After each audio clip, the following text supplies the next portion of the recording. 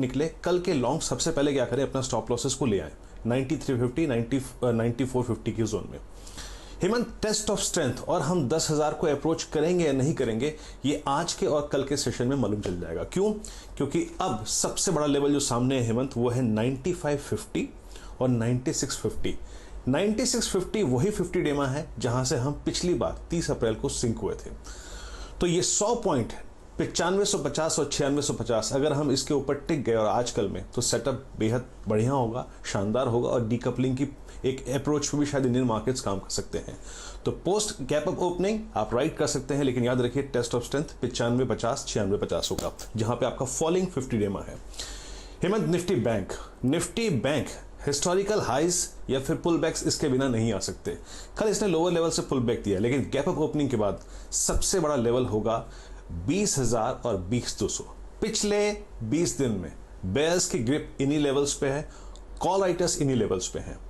Gap up opening हो जाए, आपका कल का ट्रेड प्रॉफिट में हो तो 19,400 का स्टॉप लॉस लगा लीजिए, 19,500 का स्टॉप लॉस लगा लीजिए। आप राइट भी कर सकते हैं, लेकिन याद रखिए रिस्क अगर आप ले रहे हैं तो जज करना होगा इंडेक्स को, बैंक निफ्टी को। अगर ये 20 और 20,200 के ऊपर टिक गया तो ये आपको अच्छा मूव देगा। तो ऐसे अप्रोच करिए और आई थिंक ये सबसे महत्वपूर्ण लेवल है 20 20,200 और उधर 9550 9650 द फॉलोइंग 50 डेमा। हेमंत, तो 200 ये लेवल्स निफ्टी बैंक के लिए इंपॉर्टेंट रहेंगे और 9550 इनफैक्ट एक बहुत क्रूशियल लेवल है निफ्टी के लिए। इन लेवल्स का आप ध्यान रखें, इन पर नजरें होनी चाहिए। इनके पार निकलने के बाद तो फिर तेजी और भी मजबूत हो जाएगी।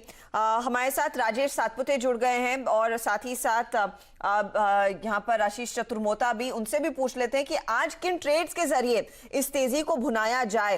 राजेश सातपुते, स्टॉक्स बताइए जो आप सबसे पहले खरीदना चाहेंगे। इंडेक्स पर व्यू सबका सेम है कि तेजी रहेगी, गैप अप ओपनिंग रहेगी, किस स्टॉक के जरिए खेलना है? Good morning Arshada ji, good morning Hemant, good morning everybody. Good morning. देखिए, फर्स्ट ऑफ ऑल मैं लक्ष्मण जी को और पूरे सीएनबीसी टीम को बहुत बहुत बधाई देना चाहता हूँ कि क्या फॉलोअप था और परफेक्टली आपने इस न्यूज को ट्रैक किया। और देखिए, टेक्निकली तो सब जानते हैं रेंज तो वही है और आपने बिल्कुल सही कहा, 9,500 9,650। इनफैक्ट मेरे ने जो लेवल दिए मैंने भी वही लेवल्स लिखे। तो देखिए, मैं स्टॉक्स पे आता हूँ। स्टॉक्स में देखिए, मुझे लगता है कि सबसे बढ़िया पिक रहेगा आज का बजाज फाइनेंस। रादर मुझे लगता है नेक्स्ट कपल ऑफ डेज में बजाज फाइनेंस आउट परफॉर्म करेगा लोअर लेवल से। और कल भी हमने इसमें फ्रेश लॉन्ग बिल्डअप देखा लोअर लेवल से। Open interest was up by 7%। तो बजाज फाइनेंस मेरा पहला पिक रहेगा। 2030 का मेरा स्टॉप लॉस रहेगा। पहला टारगेट रहेगा 2288 का 2288, ये पहला पड़ाव है। और प्रोबेबली जो नेक्स्ट टारगेट रहेगा वो रहेगा 2410। तो करंट लेवल से लगभग 400 रुपए का एक बड़ा मूव मुझे बजाज फाइनेंस में दिखता है। सेकंड बाय कॉल रहेगा जो भसीन साहब ने कहा, हेवल्स। मुझे लगता है हेवल्स में जो निगेटिव है वो फैक्टर्ड इन है, प्राइस्ड इन है और आज हेवल्स लोअर लेवल से एक शार्प रिकवरी देगा। सो एक कॉन्ट्रा बाय मैंने हेवल्स में लिया है जिसका स्टॉप लॉस होगा 470 का और टारगेट है 504। हेवल्स। और देखिए, भसीन साहब भी अभी आपको यही कह रहे थे, नंबर्स ढीले आए हैं, ठीक है, लेकिन सेल्स देखिए आगे जाकर ग्रो करेगी। शॉर्ट कवरिंग का कैंडिडेट होगा। जिसने भी शॉर्ट किया था ये सोचकर, उसने ये नहीं सोचा था कि देखिए आज पैकेज आएगा और इतना बड़ा पैकेज आएगा। तो शॉर्ट कवरिंग हेवल्स को देखिए और ऊपर लेकर जाएगी। और फंडामेंटल पिक्स तो भसीन साहब का ये है ही। चलिए राय लेते हैं अब हमारे अगले मेहमान से, आशीष चतुर्मोता से, कि उनके 2 ट्रेडिंग आइडियाज कौन से हैं आज के लिए। आशीष बताइए, क्या व्यू है?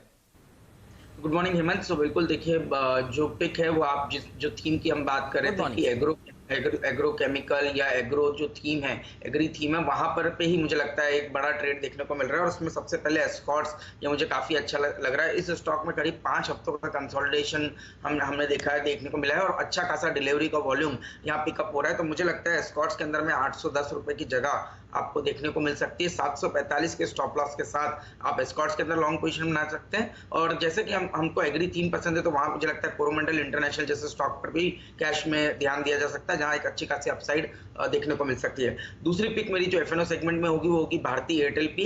इस स्टॉक में भी एक जबरदस्त लॉन्ग पोजीशन का बिल्डअप हमें कंटिन्यूस बेसिस पे देखने को मिल रहा है। और जिस तरह से इस स्टॉक ने कल एक मल्टी ईयर हाई की तरफ अपने आप को लेकर के गया है, मुझे लगता है इस तो भारतीय एयरटेल 600 का टारगेट, वहां पर आशीष की आवाज थोड़ी सी टूट रही है, तो मैं आपको टारगेट बता रही हूँ। 600 के टारगेट के लिए आपने लॉन्ग करना है, 540 का स्टॉप लॉस रखिए। और इसके साथ ही इन्होंने एस्कॉर्ट्स कहा तेजी की तरफ, ये भी एक बहुत स्ट्रॉन्ग कैंडिडेट रहेगा। कोरोमंडल भी पसंद है। देखिए कृषि क्षेत्र पर अगर बड़ा फोकस है तो एस्कॉर्ट्स जैसे शेयर, एमएनएम जैसे शेयर वो टॉप रेडार पर रहने ही वाले हैं। और फर्टिलाइजर कंपनियों में भी जमकर तेजी देखने को मिलेगी। लेकिन लैंड, लेबर, लॉ और के साथ साथ लिक्विडिटी का जिक्र किया था प्रधानमंत्री नरेंद्र मोदी ने। और भसीन साहब, उस पर्सपेक्टिव में लिक्विडिटी का सीधा कनेक्शन ऑफ कोर्स बैंकिंग और फाइनेंशियल स्टॉक से जोड़ा जाता है, जहां पर ग्रॉस अंडर परफॉर्मेंस देखने को मिली है पिछले कुछ हफ्तों में। क्या आप यहां पर बड़े ट्रेड्स लेने के लिए तैयार हैं? किन स्टॉक्स के साथ शुरुआत होगी फिर? हाँ, very well put Harshita, you are right. देखिए, अगर रूरल इनकम्स में राइज होएगी, रूरल में रिलीफ पैकेज आएगा, it will have a cascading effect on man power, jobs और जो आपके क्रेडिट एक्सपेंशन है इनटू रूरल फील्ड, वहां पे रूरल्स के लिए टॉप पिक अभी भी मेरा रैलीज और यूपीएल होएगा। They are the biggest players in the agrochemical. और जैसे आपने कहा, Mahindra and Escorts will be beneficiaries. But banks को नेग्लेक्ट मत कीजिए, all the pessimism is behind, and definitely RBI and the finance minister is going to give some relief on the moratorium extension and so on. Low cost of money because rates are coming down. तो यहाँ पे top pick HDFC bank, ICICI and Axis होंगे। लेकिन हर्षिता, अगर आप एक dark horse पूछिए तो मैं 2 PSU स्टॉक्स कहूंगा जो यहाँ से मल्टीबैगर हो सकते हैं, क्योंकि I think they have made all time lows. पहला होगा bank of Baroda. Bank of Baroda में मॉरेटोरियम अबाउट 60% अवेल किया है, लेकिन it is the second largest pan India bank और प्रेजेंस उसकी बहुत है। Low cost, low bond yields and raising of money will see fastest credit expansion into the MSME sector. ये 40 रुपए का भाव है। मैं यहां से ये कह सकता हूं कि अगली दिवाली तक इसका भाव 100 रुपए तक हो सकता है। दूसरा होगा BHEL में गवर्नमेंट ने ऑलरेडी कह दिया, मेक इन इंडिया के लिए strategically BHEL is going to be the investment destination. BHEL की पैन इंडिया प्रेजेंस इतनी स्ट्रांग है कि आई थिंक इसकी री रेटिंग इमिनेंट है। 20-21 का भाव है, इसका दिवाली या may be end of the year तक 50 रुपए का भाव मुझे दिखता है। ये दो एक डार्क हॉर्स होंगी। तीसरा, आप ये लेके चलिए, एट अ टाइम जब सब मनी बचा रहे हैं, वेदांता का promoter is buying stake from his own company, is delisting that. Hindustan zinc, जो हेमंत को पता है मेरा प्रेफर्ड पिक था मेटल्स में, उसने 16.5 रुपए डिविडेंड दिया, 10% यील्ड।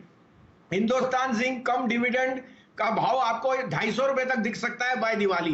तो ये कुछ बहुत अच्छे नगेट्स हैं जो मुझे बहुत पसंद है, और रिटेल इन्वेस्टर इसमें लेगा तो जरूर कमाएगा in the next 4 to 6 month. बहुत सही कहा। मुझे याद है पिछली बार भी आज जब आप आए थे, आपने हिंदुस्तान जिंक के बारे में बात की थी, और देखिए सब लोग इंतजार कर रहे थे कि इंटरिम डिविडेंड कितना आता है, और आपने पहले ही कह दिया था कि खरीद कर रखिए।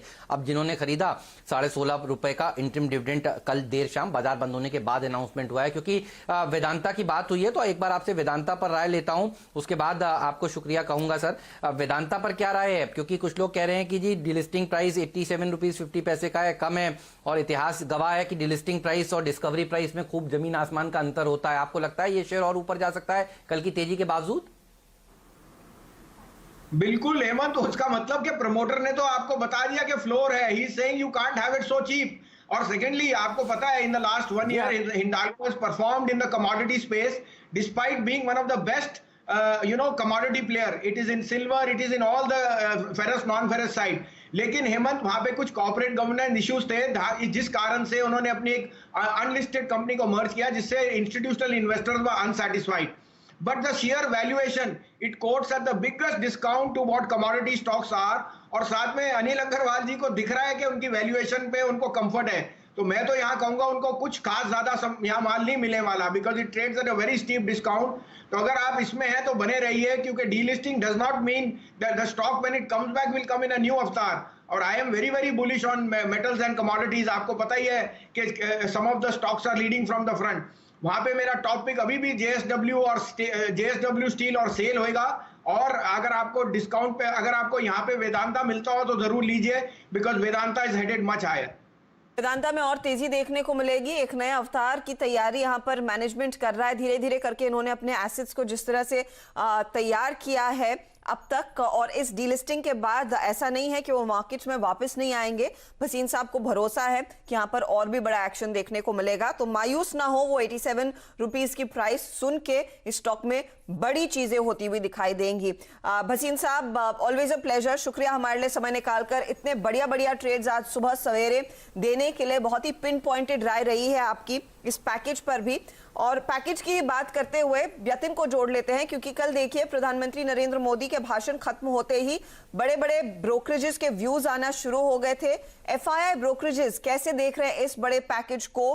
कितनी री-रेटिंग की उम्मीद की जा सकती है भारतीय मार्केट्स और इकोनॉमी की? यतिन के पास डिटेल्स है। यतिन बताइए, एफआईआई ब्रोकरेजेस की ओर से राय क्या बनी है? Good morning Harshada. अगर आप देखें तो सारे ब्रोकरेजेस जो हैं एमएसएमई पे जो गवर्नमेंट का फोकस है वहां की राय दे रहे हैं कि बहुत बेहतरीन तरीके से एमएसएमईज को एक सपोर्ट आ सकता है। इनफैक्ट जो 10% स्टिमुलस की बात की है करीब 20 लाख करोड़ की, उसका आधा ब्रोकरेजेस एस्टिमेट करते हैं कि वो एमएसएमईज को जाएगा। अगर आप सीएलएसए की बात करें तो उनका कहना ये है कि एसएमईज को टैक्स राहत मिल सकती है, चाहे वो इनकम टैक्स रिलीफ हो और चाहे वो मैन्युफैक्चरिंग शॉप्स रिलेटेड बेनिफिट्स हो, वो मिल सकते हैं। और आगे चलते आरबीआई का जो एक्शन है वहां से इनको ये लगता है कि 1.5% का रेट कट जो है मार्केट फैक्टर इन करना शुरू कर देगा, तो उनका अंदाजा ये है कि 1.5% का रेट कट हो सकता है। इसके अलावा जेफरीज का मानना ये है कि पैकेज का साइज काफी बड़ा है और जीडीपी का जो 5% का हिस्सा है उसकी नई घोषणा जो है वित्त मंत्री कर सकते हैं और उस पर उनकी निगाहें रहेंगी। एमएसएमई और एग्री सेक्टर पे उनका फोकस रहेगा, ऐसा उनका कहना है। इसके अलावा जेपी मॉर्गन का मानना ये है कि मोदी जी ने जो लैंड, लेबर और लिक्विडिटी, ये 3 मुद्दों पे बात की थी, पैकेज भी वही 3 चीजों पे फोकस में आएगा और विदेशी कंपनियों को इंडिया में निवेश करने के लिए बड़े दरवाजे खुलेंगे, जिससे काफी सारा ग्रोथ पोटेंशियल आगे चलते हुए देखने मिलेगा।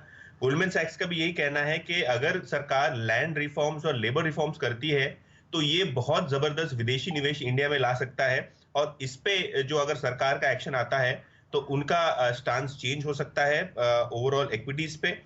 इसके अलावा यूबीएस और सिटी का मानना ये है कि पैकेज जीडीपी का 3 से 4